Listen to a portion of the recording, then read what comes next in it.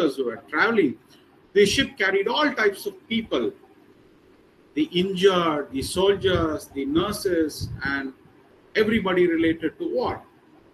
And this was during the First World War. So the captain of the ship assembled them after the dinner and said, look, this is not a regular journey. We are traveling during war. You know what is happening outside. So the commands that I'm going to give today is very important and you need to follow them.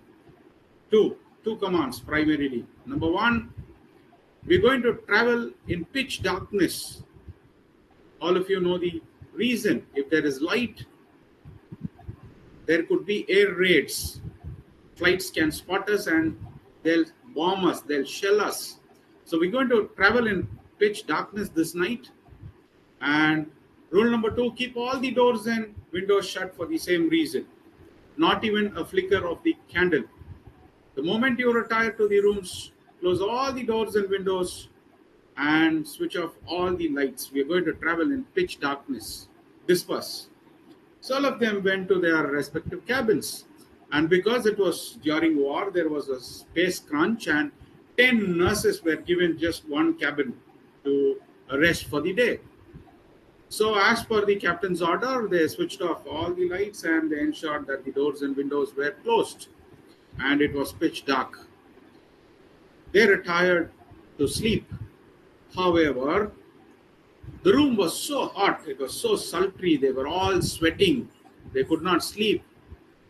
After a while, one of the nurses said, hey, come on, this is very difficult to sleep here. We're all sweating profusely. What do we do? Shall we open just one window? Just one window, so that the sea breeze enters in and the room becomes very chill and we can sleep, because tomorrow again we have a lot of work to do. We'll have to nurse the injured. We have been working all day long and tomorrow again we have another hectic day ahead of us. What do we do? The other nurses were a little worried about breaking the rules, but they said, nevertheless, because we need to get some sleep, let's open just one window. It was so pitch dark. So all of them seemed to arrive at a consensus and said, let's open just one window. So one of the nurses got up from the bed, went to the window, without any noise, opened the window. And now they were so very happy because the window was open and the sea breeze had come in. The entire cabin became chill. They all slept like little babies that night. However, when they woke up in the morning, they were jolted. They were shell-shocked. They could not believe what they were seeing before them. What they saw was, in the pitch darkness, though one of the nurses had went to the window and opened the window, the window was sealed with glass on the other side. It was sealed with glass on the other side. So, in fact, the window, though one of it was open from within, it was sealed with a glass on the other side. So the nurses thought, they never knew it was sealed with glass on the other side. The nurses thought, now that the window is open, the sea breeze had come in and the room became chill.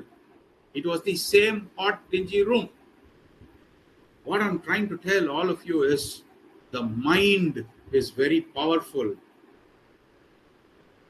If you think you can become successful, yes, you can. If you think you cannot become successful, yes, you cannot. So for an entrepreneurship, this mind, the self-belief is very important. Equally important is the role of the mind for building your soft skills as well. With this, let's get into some historical background. Look at this various era in which we have traversed from. I put 6 eras. Roughly, the industrialization started in wave 1, 1785, and it lasted for 60 years. That was when human beings were introduced to cotton, iron, water, and power. With the advent of these elements, we moved on. With this, we made railways, steam, mechanization. That was wave 2. Wave 3, further progress, steel, heavy engineering, electricity. Wave 4, petrochemicals, electronics, aviation. Wave 5, some of you would have been born already. Software, digital networks, and mobility. Currently, we are in the 6th wave, the wave of disruptions. So as an entrepreneur or aspiring entrepreneurs, we need to understand, we need to disrupt the market, disrupt the way things are done. For which, let's look at some examples. Though the era of disruption has started now, there are several companies which had already been disruptors. They are in the $1 trillion club. Only a handful of companies are in the $1 trillion club. The first 3 are already in the $1 trillion club. So we'll start looking at them, how they disrupted one by one. The first one is Apple, one of the biggest disruptor, the role model, the father of disruptions. You could call it any which title and it suits him. Look at the various things that Steve Jobs had introduced to this world. A little bit of history again. There's a beautiful book called Made in Japan, written by Akio Morita. He is the co-founder of Sony. The other founder is Ibuka.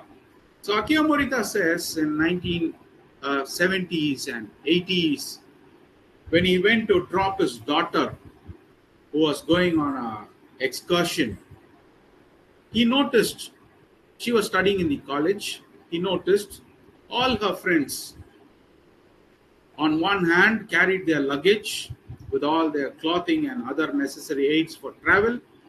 On the other hand, they were carrying a stereo system, a tape recorder. Most of you will not even know what is a tape recorder. That was a huge gadget from where you listen to music. So the only entertainment for them during the 70s and 60s was that tape recorder. And you could not separate the youngsters from music. However, what Akio Morita was wondering is, everybody was carrying a tape recorder. All of them are going to travel in the same bus. Everybody is going to play music. It is going to be pandemonic inside. There's going to be a lot of noise. How will you ever enjoy music at all? So Akio Morita comes back, thinks about all this, scans for opportunities. This is what an entrepreneur does, observes. So he says, why not I create a gadget which is very small, handy to carry, and that does not disturb others as well. Only I should be listening to my music, and the external noise, or I should not pollute the environment with my noise. And that is how the Sony Walkman was born. It created a revolution. It sold like hotcakes. Sony's Walkman was a super duper hit throughout the world. Generally, at that point of time in the 70s, the Americans were inventors. The Japanese will imitate you and give it to you at a better quality. That was what the Japanese were doing. But Sony miniaturized this Walkman and gave to them at a better quality. This was a general trend. For the first time, an American company reversed that trend, followed the same strategy, miniaturized the Walkman itself and gave it to the users with better quality. In a tape recorder, you have a cassette which can play maximum of 30 to 50 songs. Whereas in an iPod, it could carry thousands of songs. Even the computers, for instance, the Mac was user-friendly, though computers were already there. Steve Jobs said, no, let it be user-friendly. He used graphic user interface. He introduced graphic user interface. Likewise, I could go on and on about talking about Steve Jobs. Look at the other company, Amazon. This is Jeff Bezos. He was a computer science engineer. Every time he goes to buy some books, he was an avid book reader. He'll go to the bookstore. He would want to buy a lot of books. And if he intends to buy 5 books, only 2 would be available. Or at the maximum, only 3 would be available. So he came back with that frustration. Necessity is the mother of invention. He says, why not I sell books through the internet? Because I'll never say no to my customers. Even if I do not have the book in the warehouse, I can always procure them and send it to them. That was the idea which makes Amazon a $1 trillion company. Today, this company sells everything that you need at the comfort of your couch. Look at their logo. I put it there. A to Z. The yellow swoosh comes from A to Z, meaning everything is available in Amazon. And if you look into the psychological elements, even as hunters, while we were living in caves, uncivilized, still human beings will always store a lot of things in the house. That is innate in us. And that innate nature of human beings is being beautifully tapped by Amazon with a touch of technology. A computer science engineer thinks about this idea, and this idea becomes a $1 trillion company. So what do we need to understand today is knowledge is not power. Knowledge per se is not power. Applied knowledge is power. So you'll have to think, from what I've studied, how do I apply this so that this becomes a great business idea? These are the founders of a company which all of you know. However, they were PhD students. They were doing research in Stanford University. So this was their thesis title, The Anatomy of a Large-Scale Hypertextual Web Search Engine. You call this Google. So look at the idea of a search engine. Even after these many years of existence, can you think about competitors to Google even today? If I ask you to name 10 competitors of a search engine, how many of us can do that? And look into the psychological elements of Larry Page and Sergey Brin. The most visited page on earth is Google. Most visited page. And in the most visited page, all of you know, does not carry advertisement. They have not crammed that space with advertisement. There's a lot of white space with just the search bar with Google neatly written on it. Because when we start our day, especially when we start our work, we would want to start it in a clean sheet of paper. Likewise, they have understood, though it is the most visited page on earth, let's not cram it with advertisement, but let people enjoy that habit of starting things on a fresh sheet of paper, things like that. Look at the psychological elements these entrepreneurs are beautifully grasped. Again, these 3 students, when they were students, now they are grown up, they did not have money to pay their room rent. They were about to be evicted the next month. However, in the university that they were studying, there was an international architecture conference that was coming up, and there were so many visitors who had come to participate in that conference. All the rooms were booked. So they said, we have a bed and we can give them breakfast. We have space. We can accommodate them in the room. Let's see if there are takers. And they put this in the internet saying that we have a space, a room space, which is open up for sharing, and we can give you breakfast as well. So Airbnb is air, bed, and breakfast. That is the expansion of this company.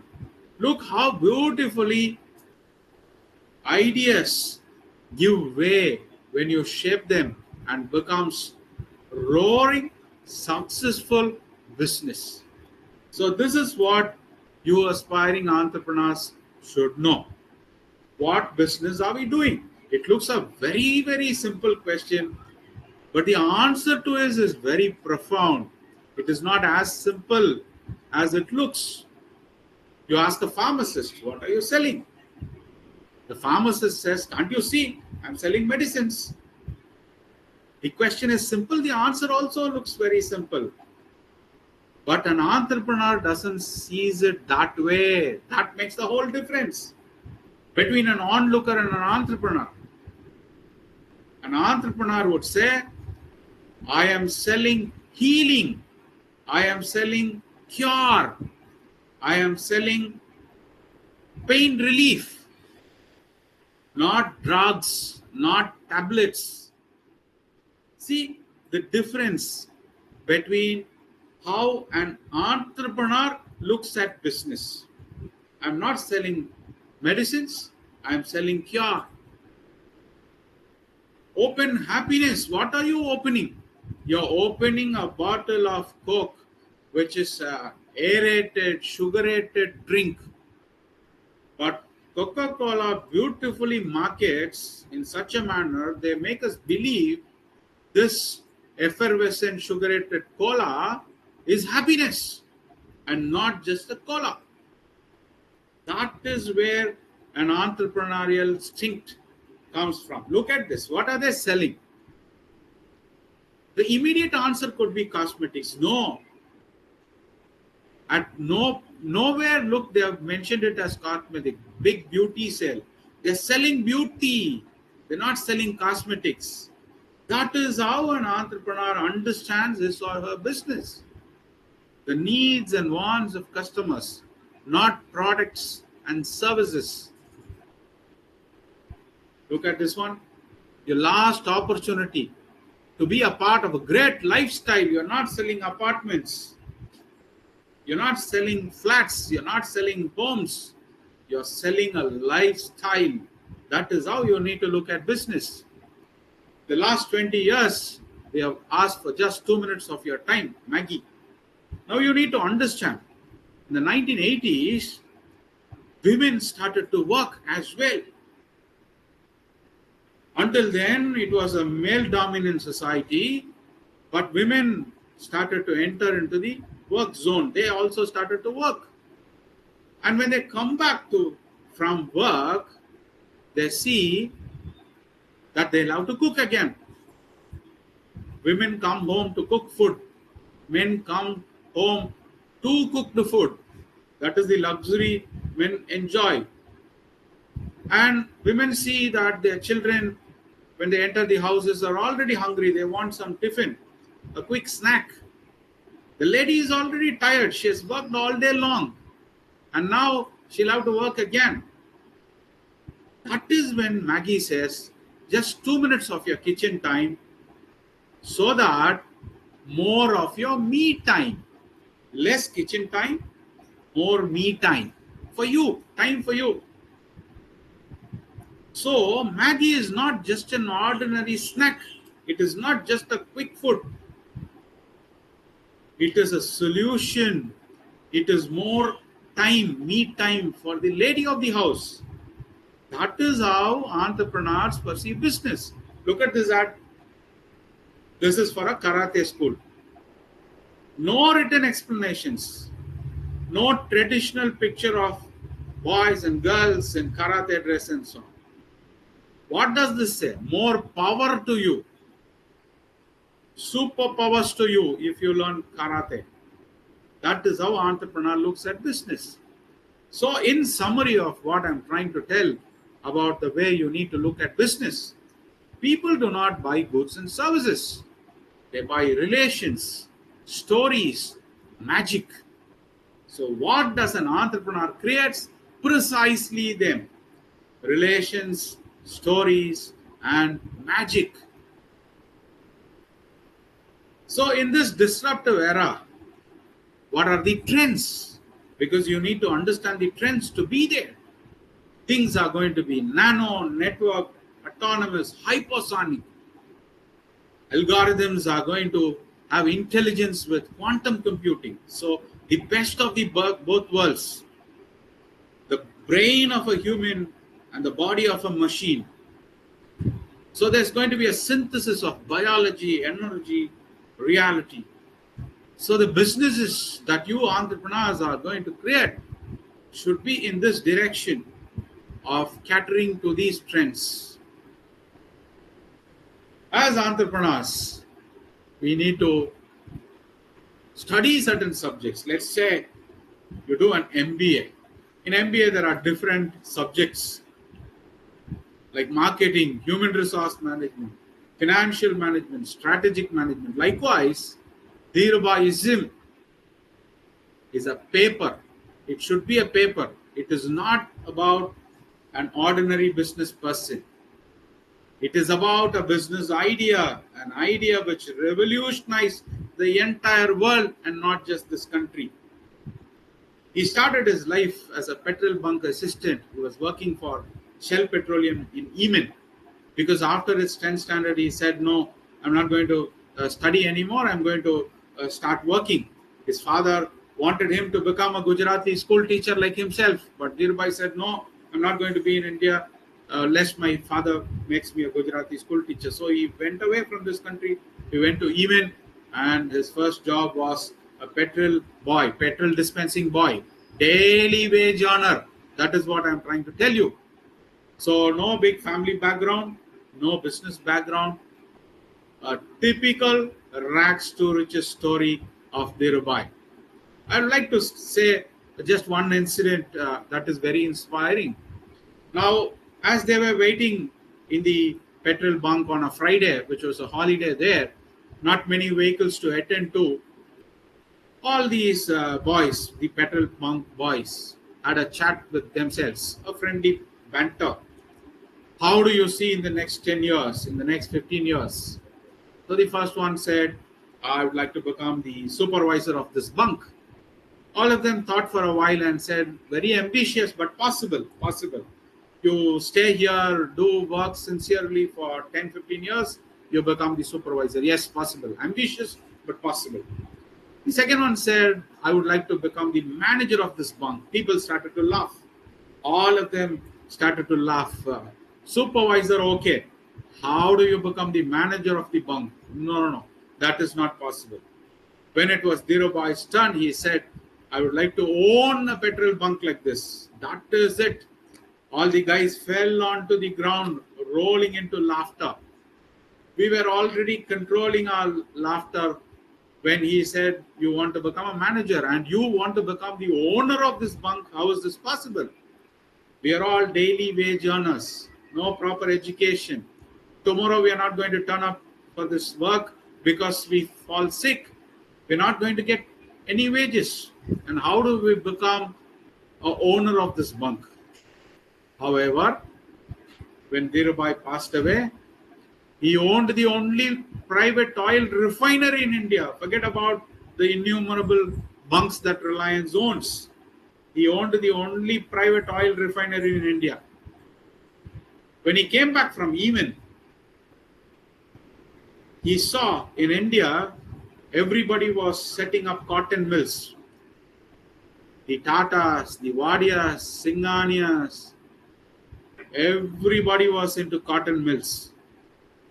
It was the IT company. Today, what is IT company was cotton mills those days. Dhirubhai comes to India and says, no, there is a new product. I'm going to start that. At that point of time, it was a polyester filament yarn that he intended to set up, not cotton. You know why? He would say, I don't want to join the big boys game and try to beat them in their game. It is almost impossible. So I would want to start my own game and become a big boy in that. And that is how he wanted to invest in setting up a polyester filament yarn. He called his managers and said, do research for me. Find out what is the total capacity in India for polyester. They did a thorough market research, came back and said, just artificial numbers for making you to understand. Sir, 100 tons. We did a market research. India needs 100 tons of polyester. Dhirubhai thought for a while and said, I'm going to set up a factory which has a capacity of 1,000 tons and not 100 tons. Now his managers were shocked. What are you saying? You can't eat polyester. The total capacity is only 100 tons. Already there are smaller players. They have started to cater and so on. What do we do with 1,000 tons? He said, act local, think global. I'll export it. Why think only about India? The world is my space. Polyester is a new product not just to India but to the entire world. I'll export it. Think global. Some characteristics of an entrepreneur that all of us need to learn is thinking global. So he made the middle class Indians to invest in the equity market. That was yet a big revolution that Dhirubhai did. We could go talk several things about Dhirubhai, but one soft skill that all of us need to learn is 10x thinking. Whatever you do it big, else don't do it. That is what Dhirubhai would say. So if the entire ad budget of all the textile companies is 30 lakhs, he'll say for Vimal alone, it will be 3 crores. I'll give you one small incident which better explains to you about Dhirubhai. He opened 100 retail outlets of Vimal showroom in one single day in India during the 1990s. Imagine 100 retail outlets. I'm afraid even today companies cannot do it. Inaugurate 100 retail outlets in one day. And when the Bangalore Vimal retail outlet was opened in MG Road, he said, no advertising. I don't want to spend on advertising. Instead, you hire 2 choppers. Let the helicopters fly low, throw rose petals and throw a lot of pamphlets about Vimal being opened. His ad managers were disappointed and said, sir, that wouldn't reach the mass audience. We'll cover just a segment in Bangalore. How will it reach others? You need to use mass media to reach the mass market. Dhirubhai said, no, I'm the boss. You do what I say. And as Dhirubhai said, they hired 2 choppers. They threw rose petals. It was an entertainment-starved society. Today, you are all from an over-entertained society. On an average, we spend 7 hours in various screens. Okay, how productive they are is a big question mark. So those days, there was not the screen distraction. So people were entertainment-starved actually. When choppers were flying low, they all came out, especially the children, all the adults. They came to their terraces. They were running in the road, collecting rose petals. And the next day, when you open all the national dailies, the editor of the newspaper talks about Reliance strategy. It is publicity. The editor talks, you did not spend a single penny on advertisement, but the entire country knew about it as a news article. That is the geniusness. That is the lateral thinking. That is 10x thinking that an entrepreneur need to learn as soft skills. C.K. Ranganathan was from Kadalur. He was not very good in his studies, especially in English, because uh, coming from a Tamil medium background, English was the most difficult subject for him to master. However, his father Chinni Krishnan, CK Chinni Krishnan, uh, was a super entrepreneur. What he did was he used to package things into smaller packets, miniaturize them. I told you about how the Japanese miniaturized products. But let me tell you, in the entire world, for the first time, the sachet was born in Tamil Nadu. Because, let's say, their business was velvet, their family business was velvet shampoos. Otherwise, you'll have to buy bottles of shampoos by Unilever. It was very expensive and not for the middle class and the lower middle class. So what Chinni Krishnan's family did was they miniaturized into sachets of 50 paisa and 1 rupee. C.K. Ranganathan later on broke out from his family, rented a 200 square feet room and started his own company called KUMAR Care. KUMAR Care today is a big competitor to the major MNCs in the world. They are competitors to Procter & Gamble, to Unilever, to anybody that you can think of. Very, very successful company. KUMAR is actually a Tamil word. KUMAR means beauty. So care for your beauty. He also ensured his father's name, CK, Chinni Krishnan, came in KUMAR Care as well. Look how beautiful. So what Chinni Krishnan did was, C.K. Ranganathan did was, in the 1980s again, he said, first let's market shampoos, then chick shampoos. First let people know what shampoos are. But he did not have the resources, he did not have the budget. In very simple terms, he did not have the money.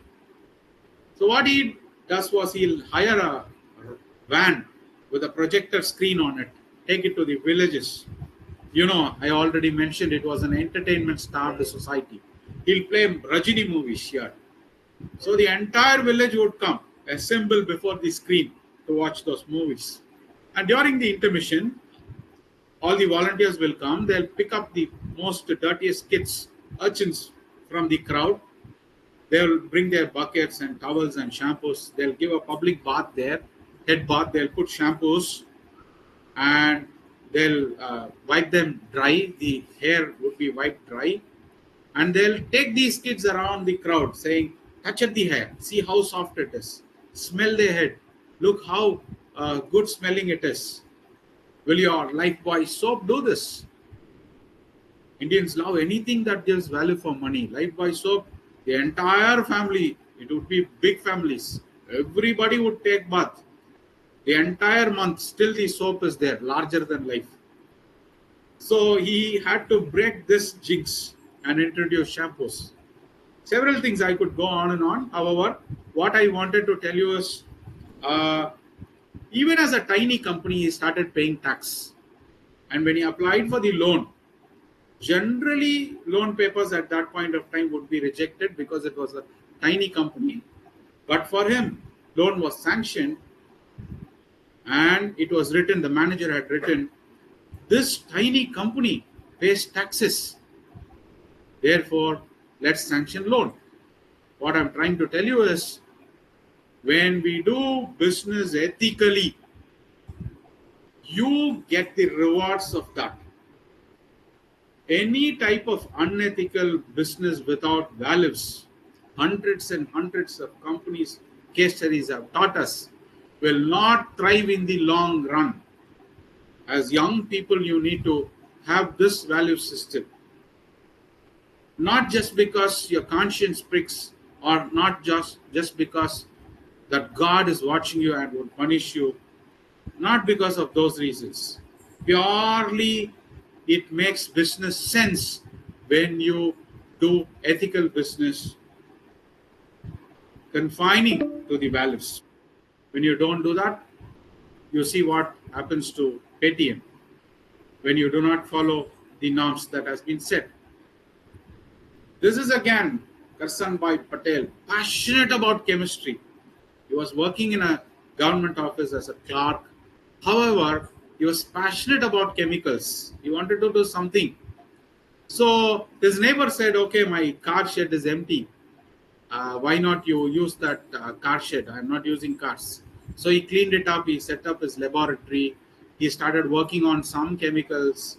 He wanted to create a washing powder based in India because the only washing powder available was Surf, which was very expensive, not for the middle class and the lower middle class or the poor.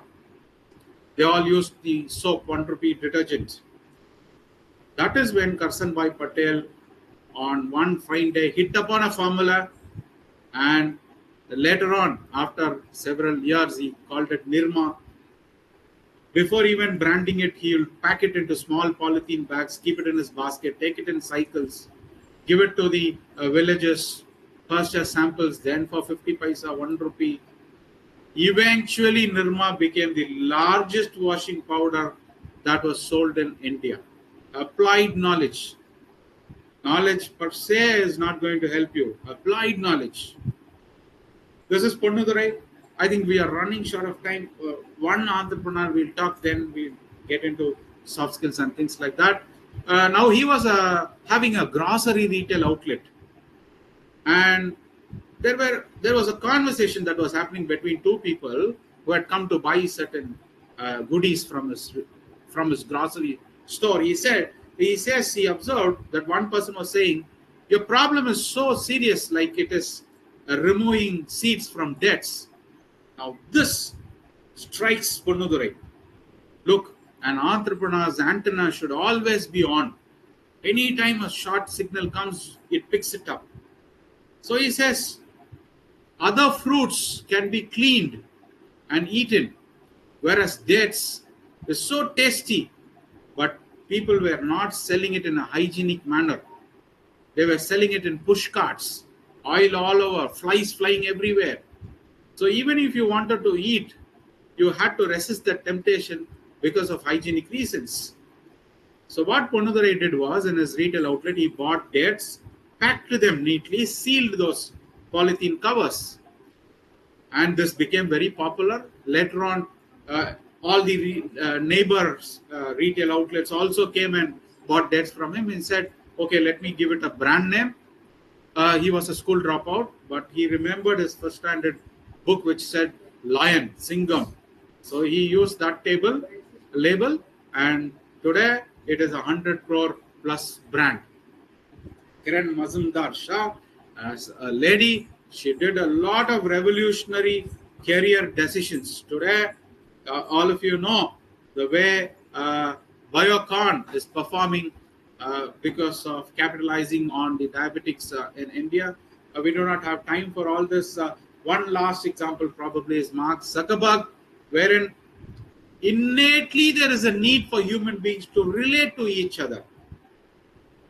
We are social animals. So he understood that and created a platform where we could network with each other in a platform that is acceptable to us. Encyclopedia, the largest selling books, was the largest stolen books from the library. It is Guinness Book of World Record for being the most stolen books from the library. Failed to capitalize, digitize their content, which Jimmy Wales and Larry Sanger did.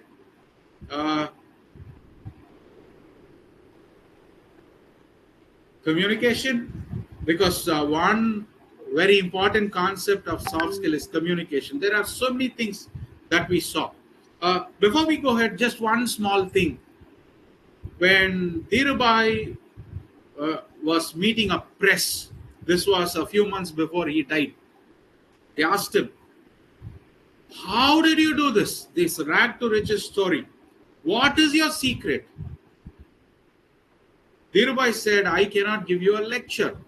I'll summarize the secret of my success in just one word. And you know what he said?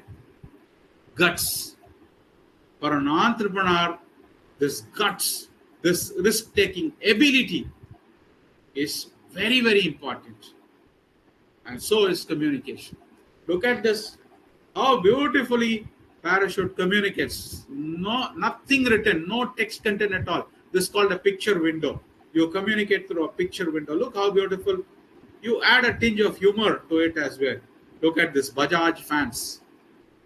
No explanation at all, just the brand name, Bajaj fans. Head and shoulders. The other window, look, is neat and clean. This is what happens when you do not have trees.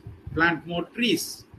Smoking reduces weight, one lung at a time. See how powerful this image is. Passive smoking. It is not just through smoking. Your children are also inhaling the smoke. Look how powerful communication is. According to the speed, the number of stitches. So you'll have to drive safe. Spare parts for humans are not as original as those for cars. Don't drink and die. BMW. Chewing tobacco causes mouth cancer. You cannot even show your face. Cyberbullying. It is not just physical bullying which is harmful. Even cyberbullying is harmful, and you desist from doing that. This is what happens when you do not care for the female infanticide. However, these are reducing in India. Look at this picture, how powerful. Stop racism. Very powerful pictures. Don't talk while she drives. Okay, this is a very, quickly let me tell you about the temple elephants. You would have noticed elephants are wanderers. They'll just move in herds. However, the little calf elephant is brought to the temple. It keeps moving around because that is natural in him or her. So what they do is they tie the elephant's leg with a chain and fasten it to the pillar. So the elephant kicks and kicks. However, it is unable to break the chain. Later on, as the elephant grows, it is now powerful enough to just give a kick and the chain breaks. But the elephant wouldn't do it because the elephant has programmed itself, believing, self-limiting itself. Do not have this self-limitations in you. It's a country with 143 plus population. Everybody wants to work for somebody who's going to create jobs. Break free from the chains.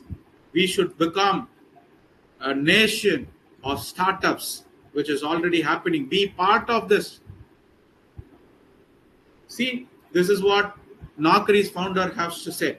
The very act of becoming an entrepreneur is contrary to middle class value. Study hard, get a good job, be happy with secure income, steady salary, all this is fine. But if you want to make it very big in life, if you want to become somebody, become an entrepreneur. Greens are very safe. Red dares. Entrepreneurs dare. So one last anecdote for all of you before we stop for questions. If you notice the beehive, the colony of the bees, when they find the food, they do a specific move, dance move. And this communication reaches everybody. The bees would swarm there to collect honey. However, this should be done within a specified area. They have boundaries in the colony. They will not go beyond boundaries. There are certain bees in the colony which are called rogue bees. These rogue bees defy that rule, go outside the specified boundary in search of food. And when they find food, they do a specific dance move which is called the waggle dance. Today, scientists say if it were not for the rogue bees, the entire colony will become extinct without food, because every other bee searches food within the boundary, and when the food is exhausted, they die. However, the rogue bees break certain rules, go outside the boundary, search for food, and find this. Dear listeners, be the rogue bees, be entrepreneurs. This is the greatest thing that you can do for your nation and for yourself. Okay, over to all of you. I'm stopping